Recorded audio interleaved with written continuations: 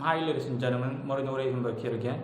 The topic that I'm going to be discussing today is the point in making offerings. I remember when one of my customers, this was basically a year back or something, asked me what the point was when I sent her pictures and an audio recording of what I did, the ritual that I performed. She asked me, tell me something, what's the point in offering food to a spirit? And I just thought on writing about this, and sharing said knowledge with you guys. This is just a video version, of course, or the video link to the article, the point in making offerings. My apologies if it is a bit dark in here. Both lights are on, but I don't know, it's still a bit dark for my liking, or to my liking. In any case, let's just continue. Yeah, the point in making offerings is simply, this video is going to be short because it's straightforward. There's not a lot to say here, not a lot of ground that I can cover.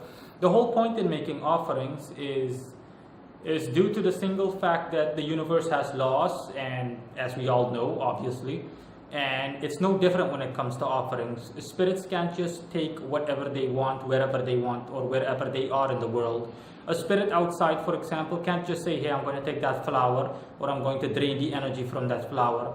When offerings are made to a spirit, the spirit drains the astral, not drains, well, he takes the astral equivalent of what has been offered. For example, if you were to offer an apple, that spirit would drain the energy from that apple, the astral energy that is attached to that apple. Everything in this world has energy attached to it, okay? In my article, the spiritual composition of man, I also discussed this. Just a short throwback to that article, or a short flashback to that article.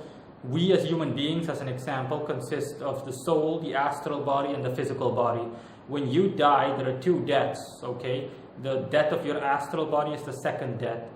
And then you're simply whole again. You're your soul, who you are at the core. That's after your physical body goes, and then your astral body. That's how it's going to happen, and it's the same for everything in the world, whether they're animate or inanimate objects. Okay, everything in the world has energy attached to it. An apple, like I just said, for example. I'm not saying that an apple has a soul, but at the very least, an apple, like everything else, has an astral equivalent. That gives it the energy, basically. Yeah, and that's basically it. Okay, spirits can't take that. Okay, for the same reason, you don't just jump over someone's fence and just take someone's flowers on their lawn, for example, or you just don't jump onto over your neighbor's fence and basically take his hammock that he left outside just because you like that hammock. Because it's obviously a felony, it's a crime. You'll be arrested for theft if your neighbor finds out. It's simply frowned upon and immoral by societal standards, and illegal, most importantly. And for that same by that same rule or law, what I just mentioned before also applies. Okay, God has ordered or structured the universe in such a way that spirits can't just take what they want. Okay, because it would be considered astral theft. But a gift is something different. In the same way that a neighbor, for example, if your neighbor were to literally offer this hammock to you, in the sense of, hey, you want this hammock? I saw you looking at it a couple of times, and I can see your longing for it, or slight jealousy for it. You can have it if you want it. I don't want it, or I have a spare. You can have that one. That's an entirely different topic. Okay, that is a gift. That is a gift that someone has offered to you. Okay, so the second that person hands it over to you, then it's your property. It's to do it as you please, to put it that way. And it's the same when offerings are made to spirits. Okay, when you offer a spirit something, then it is an unofficial gift, and that spirit is free to do with that gift as he or she pleases. Let's see, what other things do I need to discuss in this video? Also about the fact that it's about quality, not quantity. Okay, in the past I have displayed in that Facebook group of mine expensive gifts that I've made to spirits, but I just want to state as a fact here that that's not mandatory, it's not necessary specifically. In the same way that if you were to offer someone a gift, that person would appreciate a thoughtful gift a lot more than just an expensive gift. If, for example, someone that just the average person, if you were to offer the average person a gold bar, a bullion bar, then the person would be surprised at the fact that it's an expensive item, but showing appreciation for that gift is a whole different matter. Whereas if you were to offer someone something that they really yearn for, or something that really means a lot to them, for example, I don't know, if I had a girlfriend and I know that my girlfriend, she loves, she's very fond of, I don't know, as an example, she's very fond of clothing, okay, and I would give her a really beautiful dress, okay, kind of like a gown or something that she really loves, something that I know only by getting to know her for an extended amount of time she really loves. And if I were to offer her that gift, you would automatically see her eyes light up, and she would genuinely appreciate what you gave her, okay. The gratitude would be amazing, the level of gratitude. And it's the same for when it comes to spirit, okay. The concept is the same.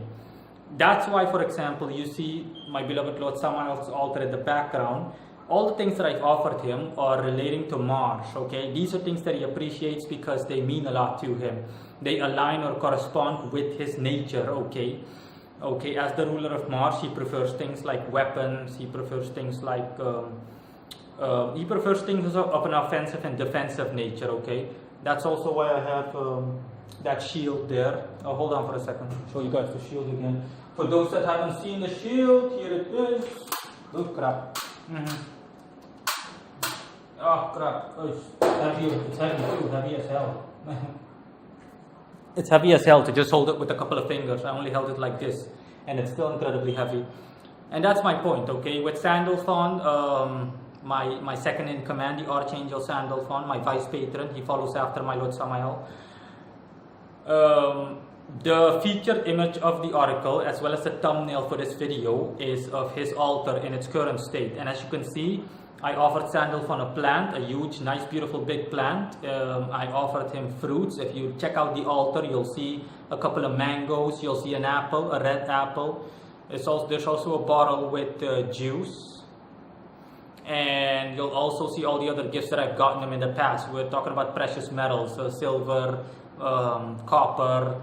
I also gave him a golden watch and so on. And of course there are two glasses there. You can see transparent glasses, one with sugar and the other one with salt. Okay, in short, all of these things align or correlate with Sandalphon's nature as ruler of the earth, Kabbalistically speaking. Okay, and that also is solidified or supported by the fact that Sandalphon aligns with the zodiacal sign Taurus. That's why I host rituals for him every Friday, because that's the closest I can get to an appropriate day, since Venus rules Taurus. Based on all of that, okay, all of that aligns well. That's why I get him these gifts, and he appreciates that. He would appreciate it a lot. He appreciates these gifts a lot more than if I were to just give him a sword, for example, one of these swords in the background, these big swords. Because that doesn't align with his nature. I mean, he would appreciate the gesture of me giving him a sword, but again, he appreciates the current gifts that I've gotten him a lot more, because again, they align perfectly well with his nature. Okay, not only do they represent specifically the precious metals and so on, and the gold and the silver, not only do they represent the fact that I want wealth from him, not only does it represent the purpose of this working, of my working with him, but it also represents his sphere, okay? As ruler of the earth, he basically has dominion over all of these things. But again, like I just said in the beginning, that doesn't mean that he can just take gold and silver as much as he wants or as much as he likes.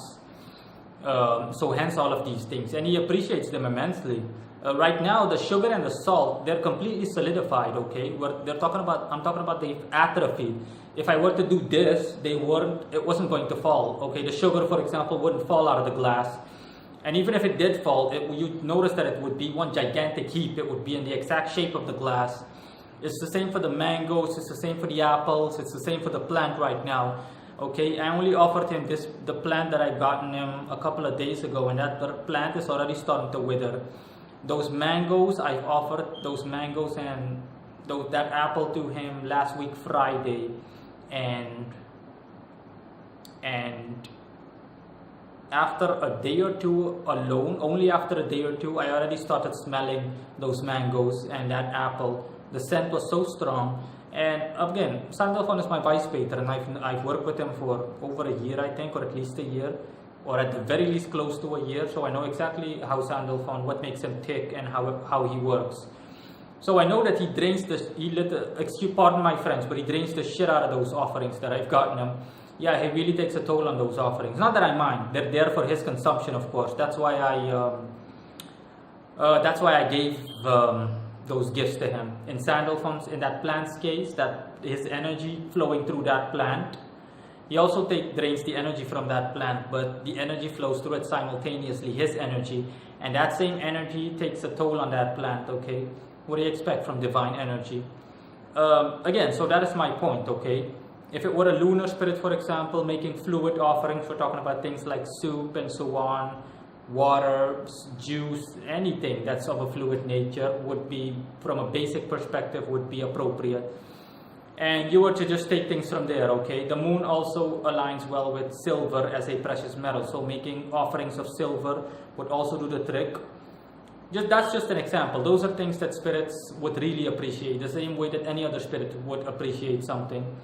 For example, if you really wanted to surprise me, then you'd have to give me something that I would really like, something that has a personal significance and meaning to me, something that I could always use in daily life, and something that would really mean a lot to me. In my case, for example, it would mean a proper internet connection. If someone could get me in this location an internet connection with 15 MB, at least 15 MB download speed a second, and 5 MBs upload speed, one that is stable and of a good quality, then you would really, I just fall in love with you. You would really make my day, and I would appreciate the hell out of it. This is all just an example, okay? So that's my point. It is clear.